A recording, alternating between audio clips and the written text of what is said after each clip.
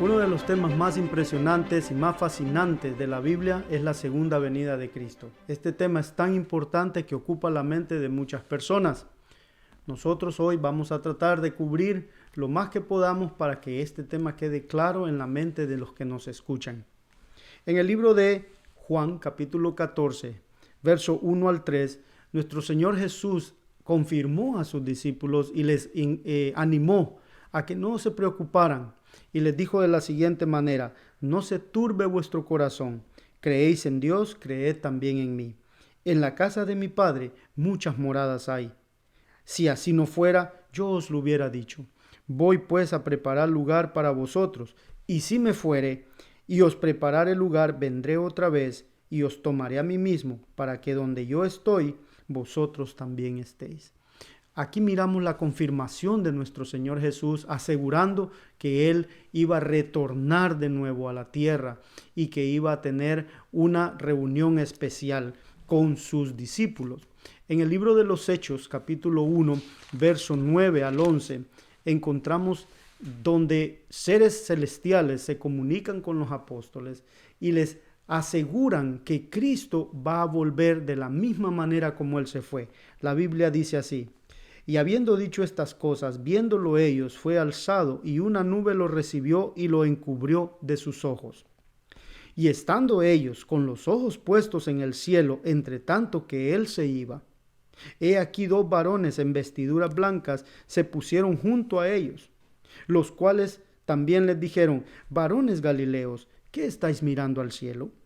Este mismo Jesús que ha sido tomado de vosotros al cielo, así también vendrá como le habéis visto ir al cielo.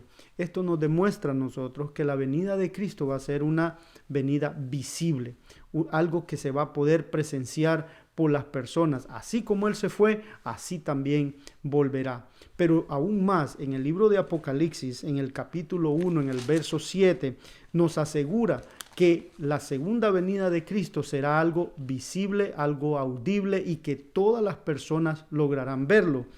En el libro de Apocalipsis capítulo 1, verso 7, encontramos la siguiente declaración: he aquí que viene con las nubes y todo ojo le verá. Y los que le traspasaron y todos los linajes de la tierra harán lamentación a causa de él. Así sea. Amén. Apocalipsis 1, 7. Aquí se hace una declaración donde dice viene con las nubes. Y allá vimos que unas nubes lo encubrieron de los ojos de los discípulos. Y aquí está diciendo que todo ojo le verá.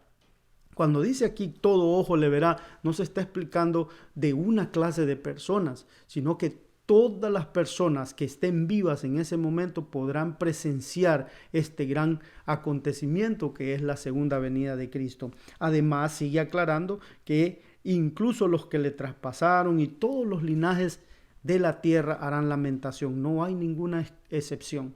Todos presenciaremos, si estamos vivos, ese momento. En el libro de Mateo, en el capítulo 24, en el verso 30, encontramos una declaración muy importante y quiero compartir con ustedes. Mateo 24, verso 30, dice de la siguiente manera: y entonces aparecerá la señal del Hijo del Hombre en el cielo. Entonces se lamentarán todas las tribus de la tierra.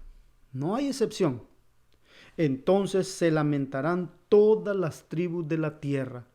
El énfasis es puesto porque hay algunas creencias que Jesús aparecerá en un lugar, aparecerá en otro cuando Él venga y Él mismo dice, si te dicen que está en este lugar, si te dicen que está en la cámara o en el desierto, dice, no lo creáis, porque aquí dice que todas las tribus de la tierra le podrán ver y se lamentarán y verán al Hijo del Hombre viniendo en las nubes del cielo con poder y gran gloria. Con aquella gloria con que se fue, con esa misma gloria volverá.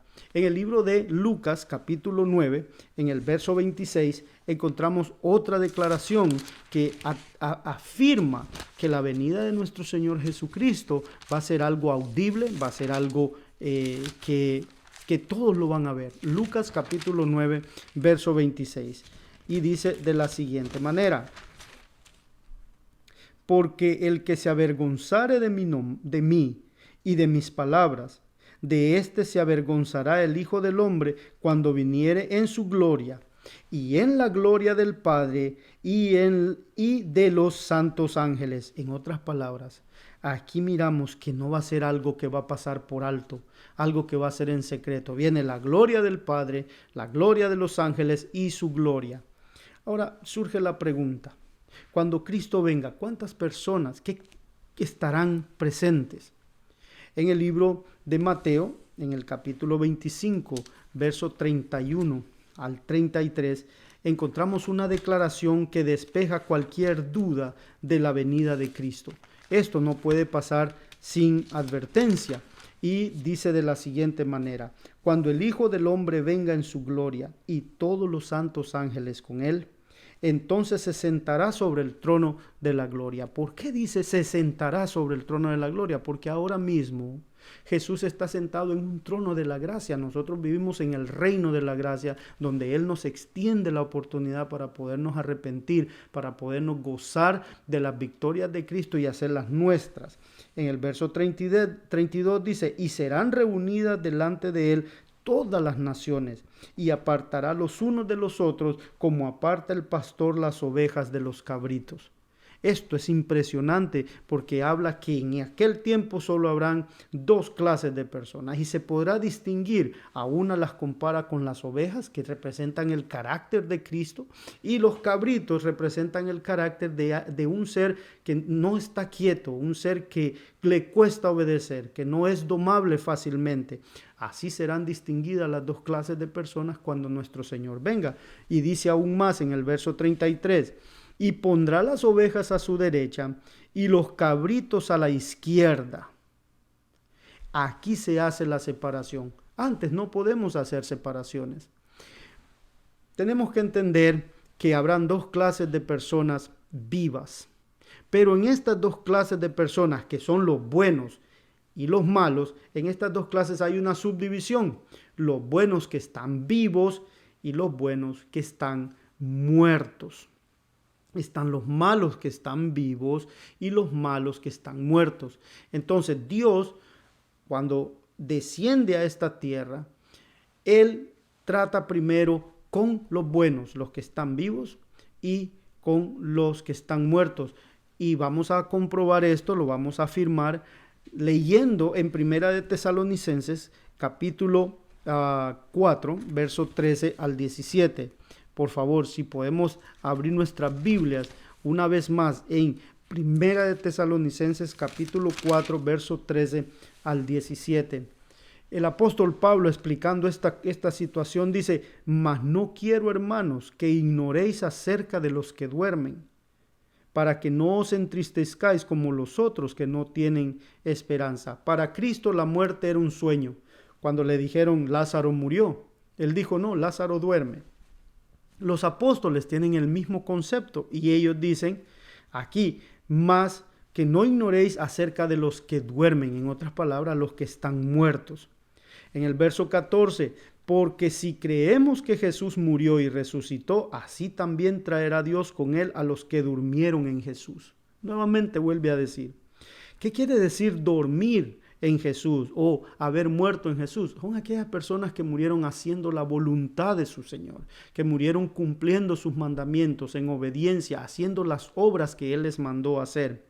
Por lo cual os decimos esto en palabra del Señor. O sea que no es garantía de nosotros, es la palabra del Señor que garantiza este acontecimiento.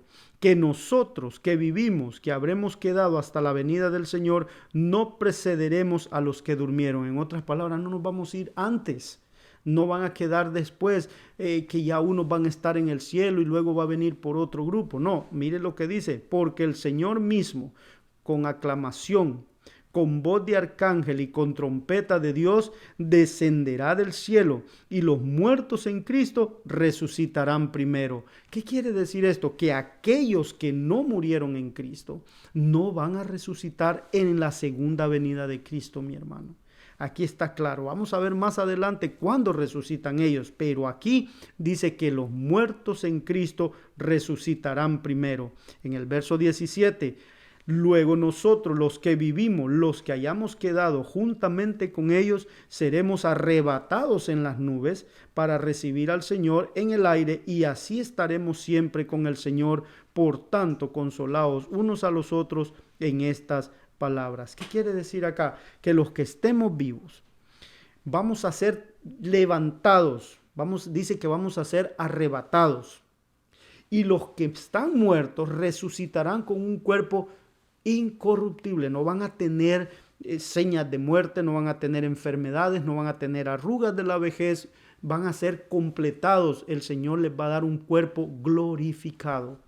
Vamos a verlo en 1 Corintios capítulo 15, en el verso 51 hasta el verso 55 encontramos esta declaración. Es más, como eso es algo que para muchas personas es difícil creerlo, el mismo apóstol dice lo siguiente: he aquí os digo un misterio. Es un misterio, ni él puede explicar ese gran acontecimiento que vamos a ser transformados.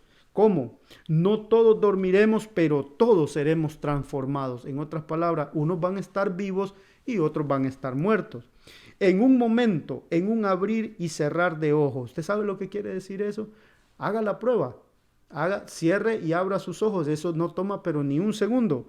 Y dice, a la final trompeta, nuevamente vuelve a mencionar la trompeta que menciona en Primera de Tesalonicenses, porque se tocará la trompeta y los muertos serán resucitados incorruptibles y nosotros seremos transformados. Obviamente, como con este cuerpo no vamos a poder viajar al centro del universo. El Señor nos da un nuevo cuerpo, nos da una materia diferente, pero vamos a poder reconocernos los unos con los otros. Más adelante vamos a hacer énfasis en eso. Porque es necesario que esto corruptible se vista de incorrupción y esto mortal se vista de inmortalidad. Y cuando esto corruptible se haya vestido de incorrupción y esto mortal se haya vestido de inmortalidad, entonces se cumplirá la palabra que está escrita: sorbida es la muerte con victoria. ¿Cuál es la victoria? Que Cristo nos dio la vida eterna, nos transformó, nos cambió físicamente. Ahora, en el libro de Filipenses capítulo 3, en el verso 20 y 21, corroboramos que de hecho Cristo nos va a dar un cuerpo como el que Él tiene ahora allá en el cielo. Capítulo 3 de Filipenses, en el verso 20 y 21, dice, mas nuestra ciudadanía está en el cielo, de donde también esperamos al Salvador, hablando de la segunda venida, el Señor Jesucristo, el cual transformará nuestro cuerpo vil. ¿Por qué es vil? Porque puede perecer, se enferma, se destruye, se envejece, se llena de dolores, de achaques, para que sea semejante a su cuerpo glorioso. En otras palabras, ya no va a ser un cuerpo pecaminoso, según el poder con el cual puede también sujetar a sí mismo, así todas las cosas. Impresionante. Entonces eso va a ser algo que no puede pasar por alto, es algo que no se va a ignorar, no es algo que va a ocurrir invisiblemente. No, hermanos, esto va a ocurrir y van a haber grandes acontecimientos, y lo vamos a ver aún más en el libro de Mateo, en el capítulo 13, en el verso 43. Vamos a leer Mateo 13 en el verso 43. El Señor Jesús dice lo siguiente, 13:43. Entonces los justos resplandecerán como el sol en el reino de su Padre. El que tiene oído para oír, oiga. En otras palabras, aceptadlo. Si usted está escuchando, acéptelo en su corazón, vívalo, créalo, porque esto es dicho por nuestro Señor Jesús. Ahora la pregunta que queda en el aire y que la tenemos que contestar es: ¿qué pasa con los malos? Los malos que están vivos tienen que tener una consecuencia. Ya los que murieron sin Jesús no tienen resurrección en ese momento. Pero los malos les ocurre algo bien impresionante.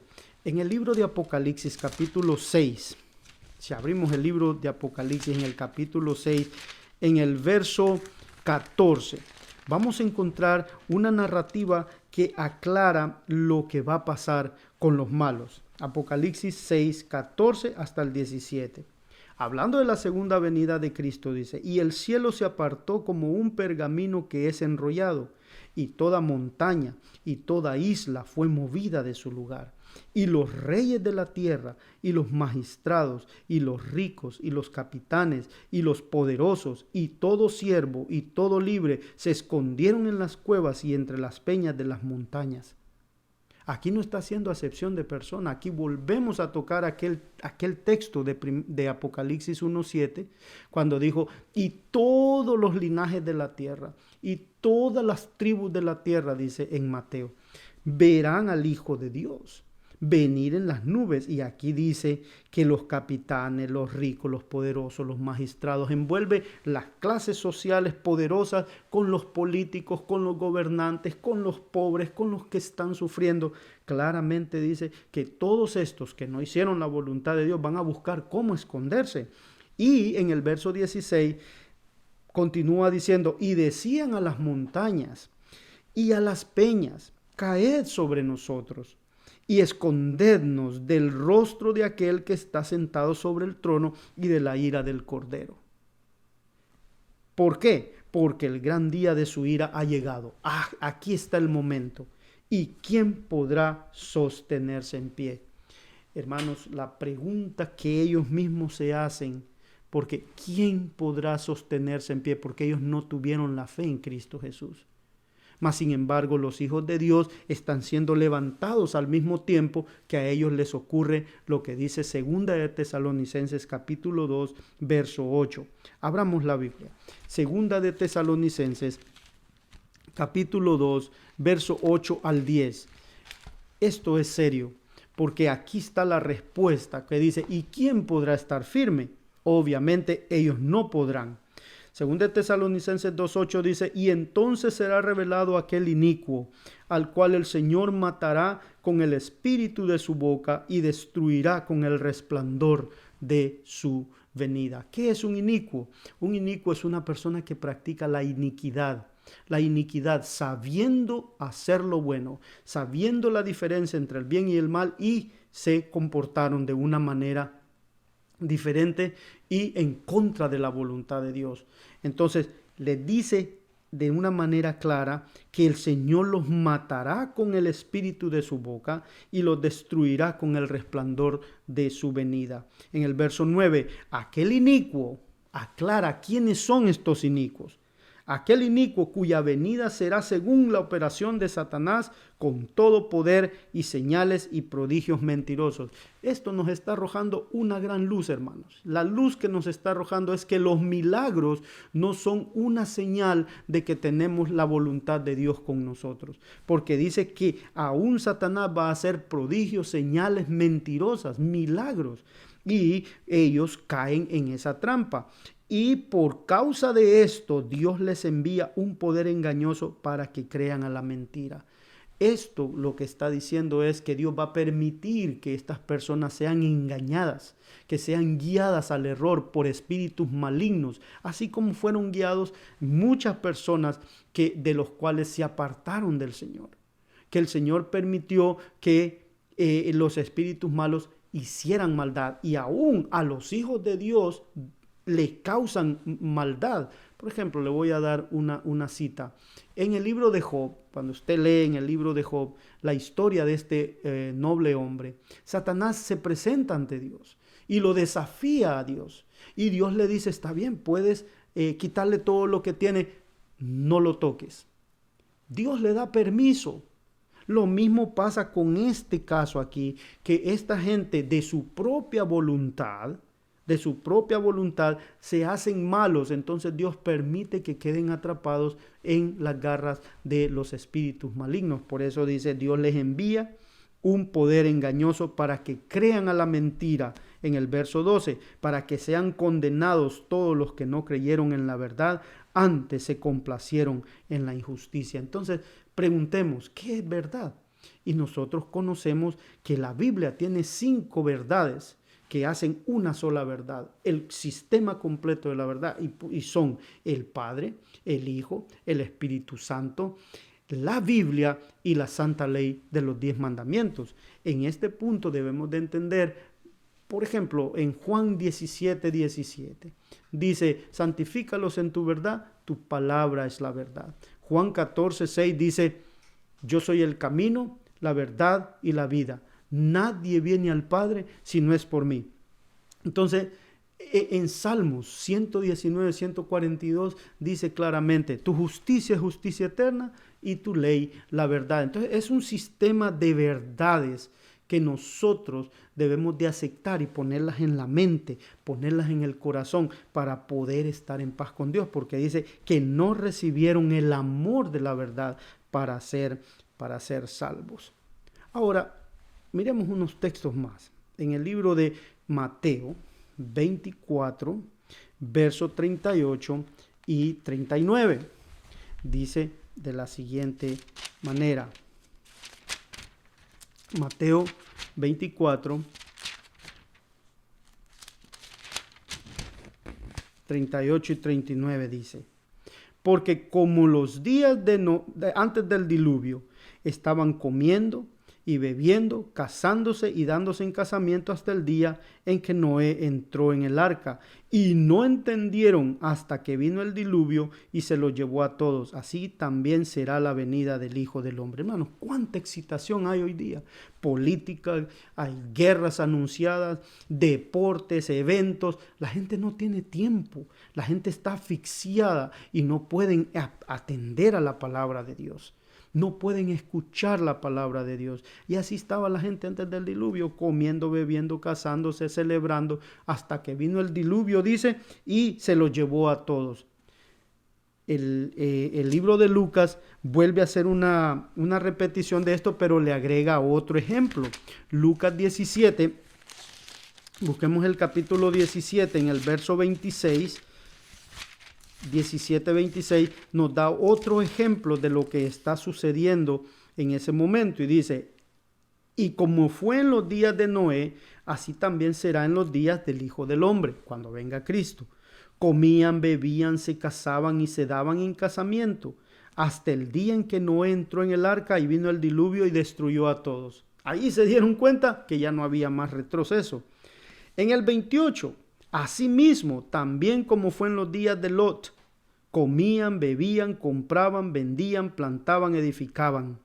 Pero el día en que Lot salió de Sodoma, en la ciudad de Sodoma era rampante la homosexualidad, la prostitución, la violencia, el robo, matar, las sangres se truncaban con sangres. Se perdía el valor moral de las cosas, no había temor de Dios. Entonces Dios tuvo que destruir a esta gente porque ellos no había nadie que les hiciera cambiar. Entonces el Señor les mandó fuego del cielo, pero ellos no creían hasta el día que Lot salió y el fuego les estaba cayendo. Entonces allí fue donde ya era muy tarde para arrepentirse. Entonces así dice, así también será el día en que el Hijo del Hombre se manifieste, como en los días de Sodoma, que le llovió fuego y azufre. Ahora la pregunta es, los malos, ya muertos, ¿qué pasa con ellos? En el libro de Jeremías, en el capítulo 25, en el verso 31 hasta el verso 34, encontramos una profecía que va a ser cumplida en toda la tierra. ¿Por qué? Porque Dios tiene un litigio y muchas personas se preguntan, ¿qué va a pasar con los malos? Aquí está la respuesta. Llegó el estruendo hasta el cabo de la tierra porque Jehová tiene litigio, o sea, tiene pleito con las naciones. No dice con el país o no dice con la nación de Israel, con la nación de Babilonia. No, dice que tiene pleito con las naciones. Él es el juez de toda carne. Entregará a los impíos a espada, dice Jehová. Ya no está hablando del castigo de los hijos de Dios que van a sufrir. No, dice que los impíos serán entregados a espada. En el verso 32, así dice Jehová de los ejércitos, he aquí que el mal irá de nación en nación y grande tempestad se levantará sobre los confines de la tierra. Y en aquel día, los muertos por Jehová estarán desde un extremo de la tierra hasta el otro extremo. No se endecharán, ni se recogerán, ni serán enterrados. Serán como estiércol sobre la faz de la tierra. ¿Por qué? Porque claramente leímos allá en el libro de Mateo que dice que el Señor lo va a matar, va a destruirlos. Y encontramos en el libro de Segunda de Tesalonicenses la misma expresión. Dice que lo va a matar con el espíritu de su boca, con el resplandor de su venida. Entonces los malos que están diciendo a las piedras, caed sobre nosotros, a las montañas caigan sobre nosotros, en aquellos terremotos, en aquel tumulto, dice que quedarán como estiércol. Aquí lo dice la profecía.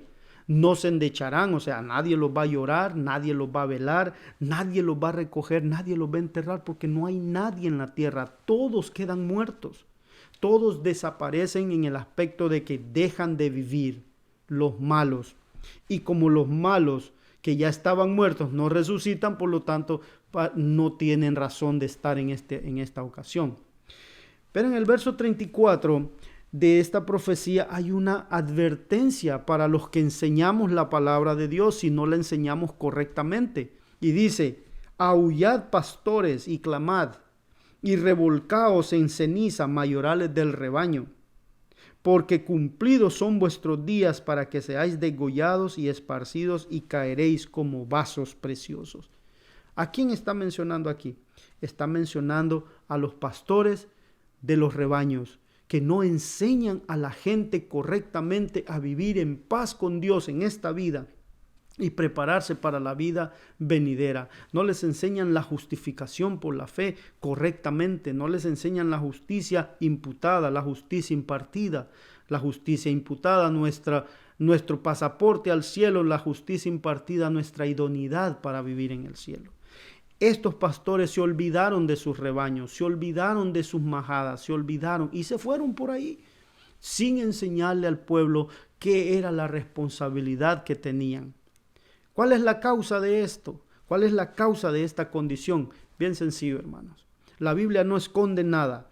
En el libro de Isaías, capítulo 24, verso 3 y 6.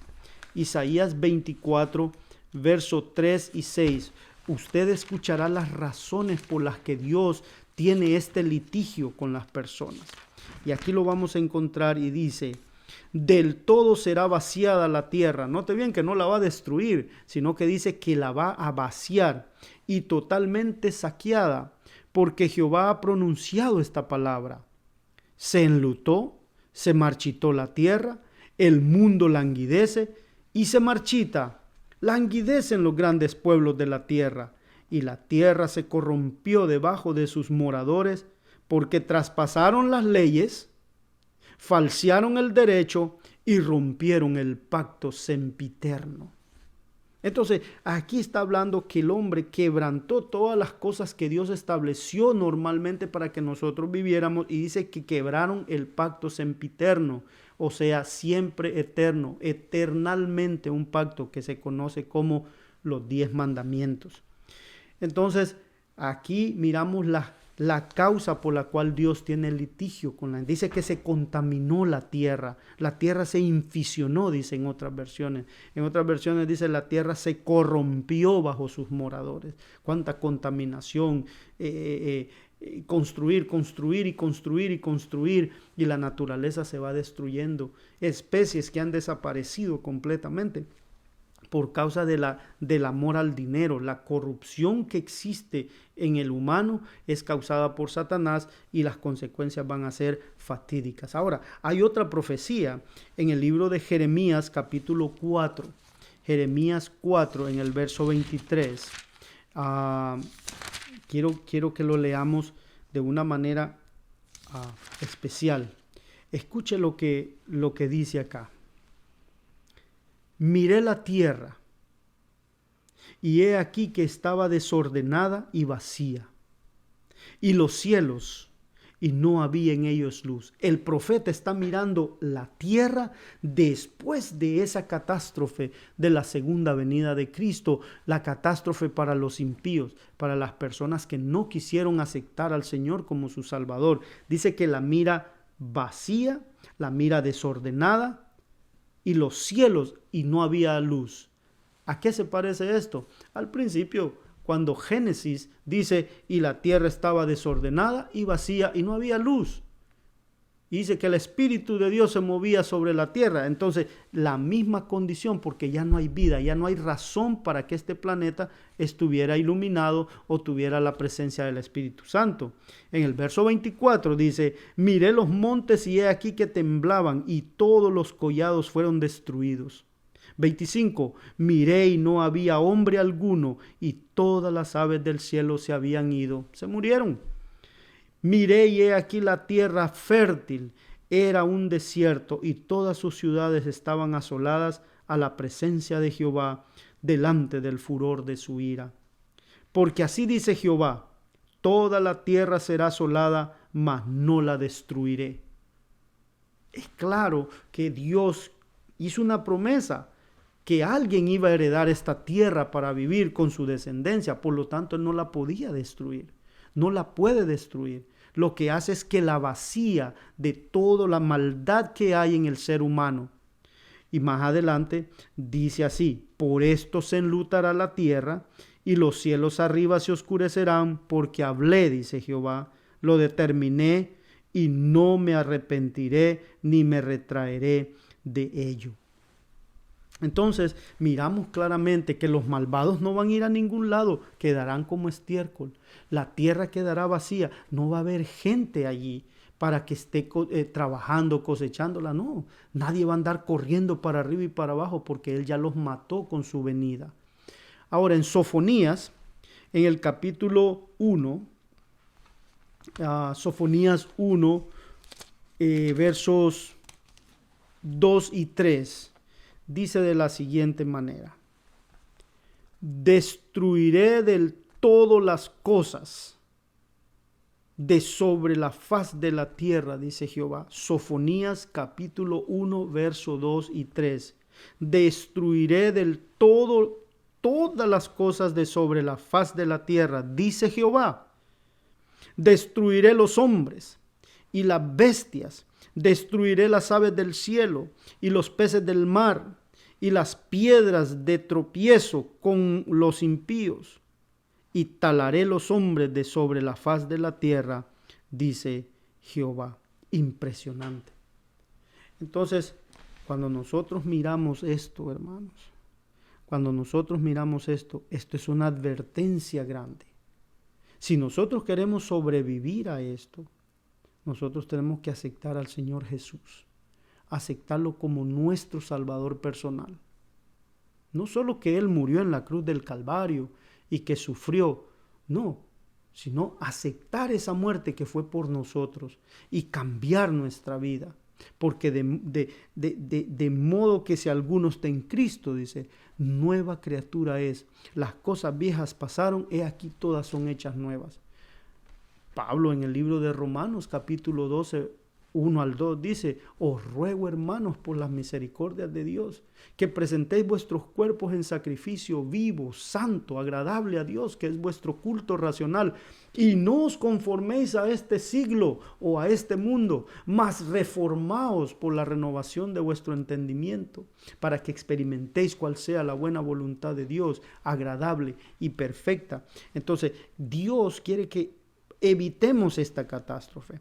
Ahora, la pregunta que vamos a hacer, ¿quién queda en esta tierra?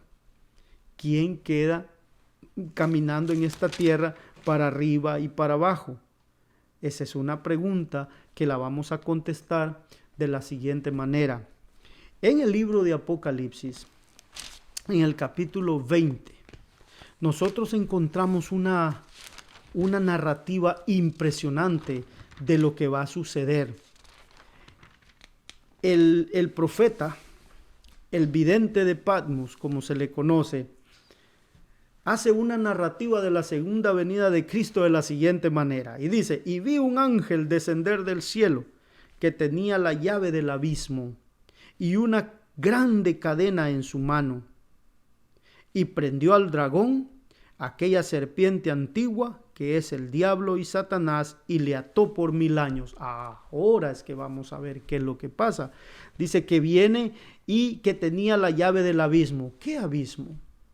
Hermanos, este abismo no es nada más ni nada menos que la tierra desordenada y vacía. Si usted mira el concepto de abismo al que la Biblia se refiere aquí, solo váyase al libro de Génesis, capítulo 1, verso 1 y 2, y dice: en el principio creó Dios los cielos y la tierra. Y la tierra estaba desordenada y vacía, y las tinieblas estaban sobre la faz del abismo, porque la palabra abismo se aplica también a un lugar donde no hay orden, donde usted no puede poner un pie, usted no sabe qué hay más adelante, un lugar oscuro.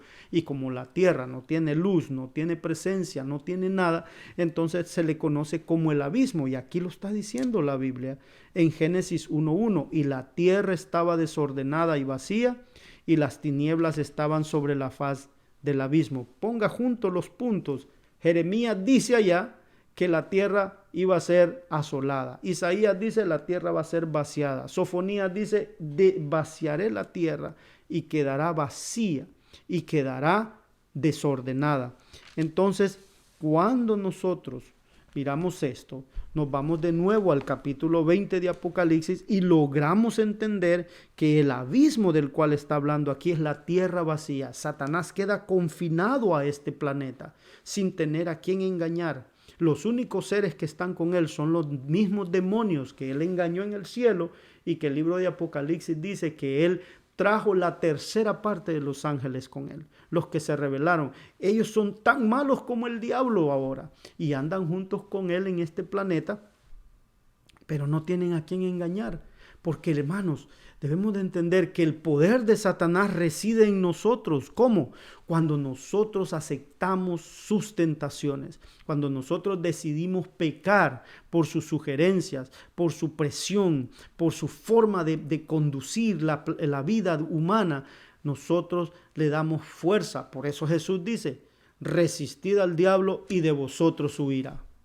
Así lo dice en la palabra. Cuando nosotros resistimos al diablo, él se aparta, él queda sin poder.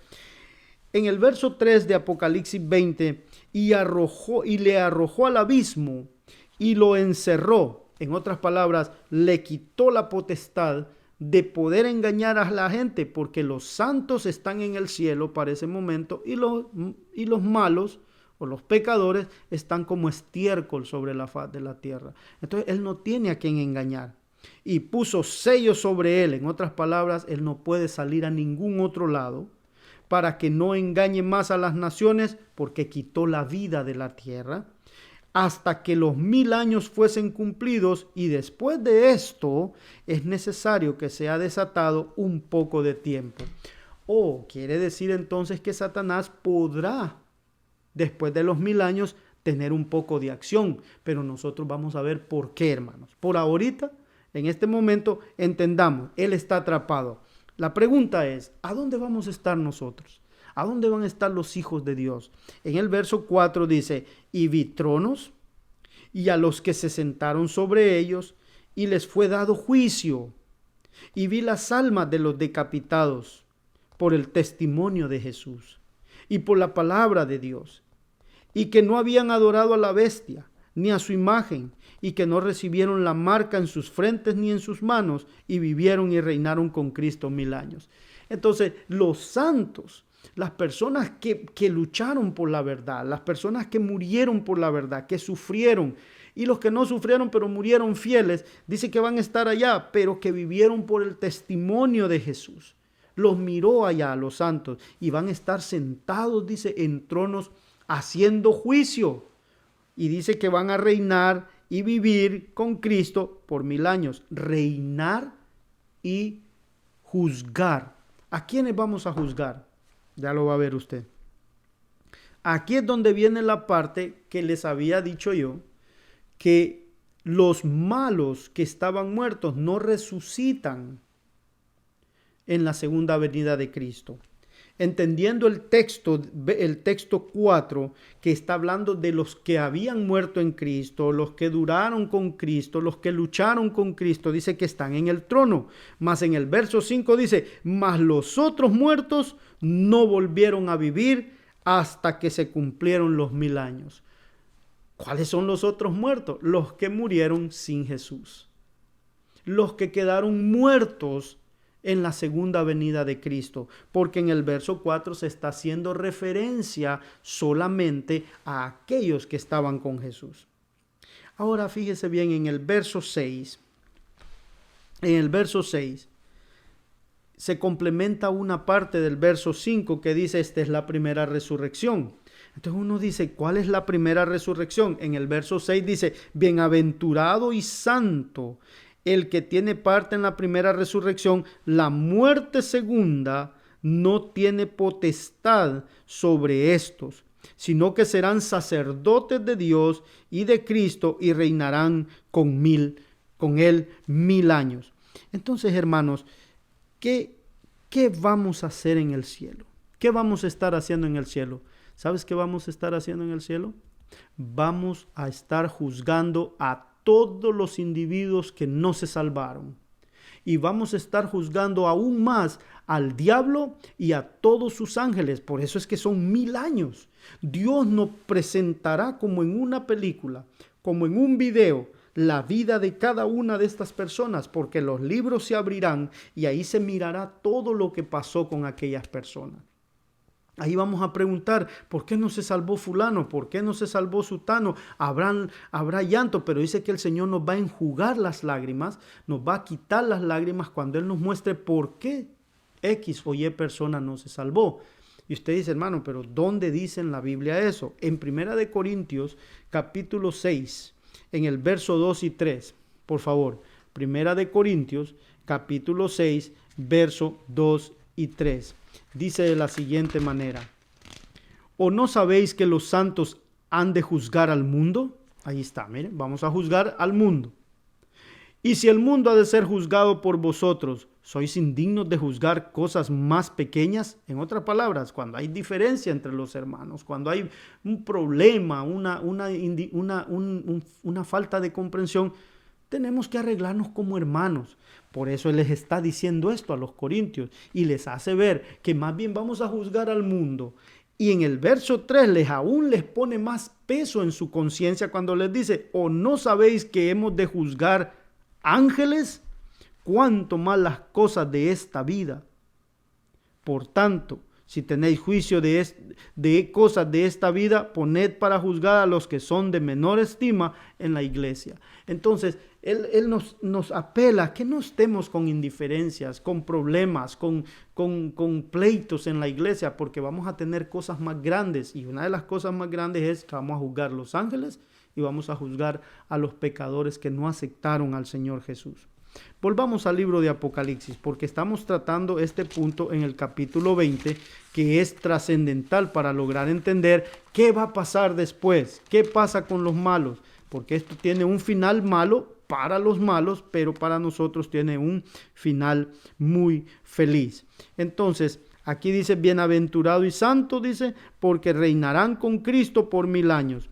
Ahora en el verso 7 viene un poquito la cosa más pesada, porque aquí aclara qué pasa con Satanás. Y dice, cuando los 1000 años fueren cumplidos, Satanás será suelto de su prisión y saldrá para engañar las naciones que están sobre los 4 ángulos de la tierra, Gog y Magog, a fin de reunirlos para la batalla, el número de los cuales es como la arena del mar. Entonces, en este punto nosotros miramos que al final de los 1000 años, cuando el juicio termine en el cielo, entonces venimos de regreso aquí y dice que Satanás será suelto. ¿Sabe por qué, hermano? Porque dice que los otros muertos no resucitarán sino hasta el final de los 1000 años.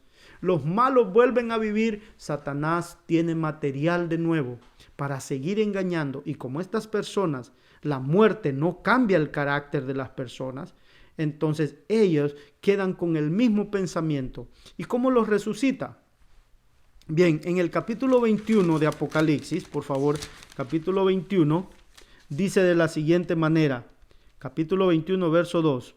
Y yo, Juan, vi la ciudad santa, la nueva Jerusalén que descendía de Dios, del cielo. Estoy leyendo Apocalipsis 21, 2.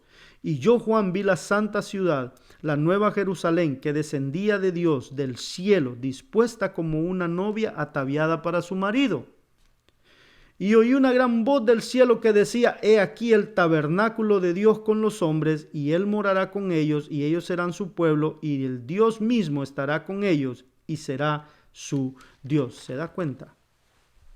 Cuando esa ciudad viene descendiendo del cielo, la presencia de Dios mismo hace que los muertos que no adoraron a Cristo resuciten al final de los 1000 años para recibir su sentencia final. Entonces Satanás los vuelve a engañar. Te diría, hermano, pero ¿cómo se puede probar eso? Aquí sale en la Biblia, en el verso 8 del capítulo 20, Apocalipsis 28, dice, y saldrá para engañar a las naciones que están sobre los 4 ángulos de la tierra. Ellos ya están resucitados.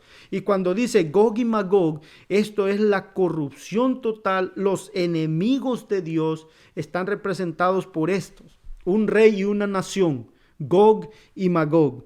Y ellos van y hacen algo increíble porque ellos siguen a su líder. Como les digo, la muerte no los cambió.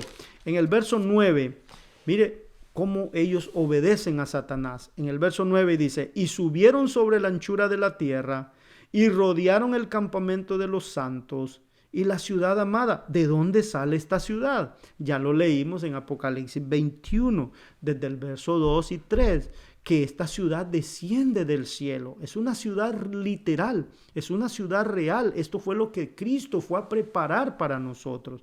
Y dice que cuando esta ciudad desciende sobre la faz de la tierra, entonces la gente vuelve a vivir, los malvados. ¿Por qué? Porque Cristo los resucita. Entonces en el verso 10 dice, y el diablo que los engañaba fue lanzado en el lago de fuego y azufre. Espérame un momento, aquí tenemos que entender algo. Ellos van a subir sobre la ciudad, la van a atrapar, van a atacar, la asedian para tomarla y quitarla de los santos. Pero dice que del cielo desciende fuego y los consume a ellos primero. Y la tierra por primera vez se convierte en el lago de fuego. Esta es la muerte segunda. Aquí no hay más retroceso. Una vez el fuego lo consumió, nunca más volverá a existir. Y dice, y el diablo que los engañaba fue lanzado en el lago de fuego y azufre. Entonces esto descarta cualquier posibilidad de que los malos que mueren están sufriendo en un lago de fuego, que están sufriendo en un infierno, porque aquí mismo dice que el mismo Satanás es lanzado en eso. Por eso es por primera vez este acontecimiento se da, que por primera vez existe. Donde dice, y donde está la bestia y el falso profeta, y serán atormentados día y noche para siempre jamás. ¿Qué quiere decir esto? Ahí está la bestia. Hermanos, la bestia no es un animal, no es un ser literal que usted pueda ver. La bestia es un sistema. La bestia es un sistema sociopolítico religioso que está siempre tratando de contradecir a Dios. La bestia siempre está tratando de gobernar la mente de los humanos, especialmente la de los hijos de Dios, y todos los que participan en ese sistema están allí quemándose. Todas las personas que apoyaron, los ricos, los poderosos, los militares, los reyes, que apoyaron eso, están quemándose allí. Y dice, el falso profeta no es un hombre. El falso profeta representa a todas las personas que negaron la ley de Dios, que profetizaron mentiras, que enseñaron a la gente a cometer adulterio y fornicación espiritual, que no entendieron la Biblia correctamente y así le enseñaron a las personas. Entonces, cuando nosotros miramos esta parte, entendemos que allí es el final del diablo, de sus demonios y de las personas que lo siguieron. La pregunta dice, por siempre jamás. Cuando nosotros miramos esta escritura es que van a ser destruidos para que nunca más vuelvan a existir. Eso quiere decir siempre, jamás. Mi hermano, después de esto, Dios restablecerá la tierra. Dios volverá a poner a la tierra en su estado normal para que los justos la habiten. ¿Quieres tú vivir en esa tierra? ¿Quieres recibir una tierra donde el león y el oso estarán juntos con el buey y con la oveja, y juntos dice que un niño los pastoreará? Dios establecerá todas las cosas en orden de nuevo, como la tierra se la dio a Adán y se la dio a Eva. Así Dios pondrá todas las cosas en un nuevo sistema, donde no habrá pecado, solo habrá vida, felicidad. Yo te invito en esta noche, en esta tarde, en esta mañana, la hora en que tú estés viendo este estudio, de que reflexiones y te pongas en las manos de Dios para que no vayas a sufrir la segunda muerte, porque Cristo por eso lo pagó en el Calvario. La muerte de Cristo nos salva de la muerte segunda. Acéptalo hoy. Ven a Jesús y entrégale tu alma para que podamos estar juntos y vivir con Él para siempre. Es mi oración y mi deseo en el nombre de Jesús.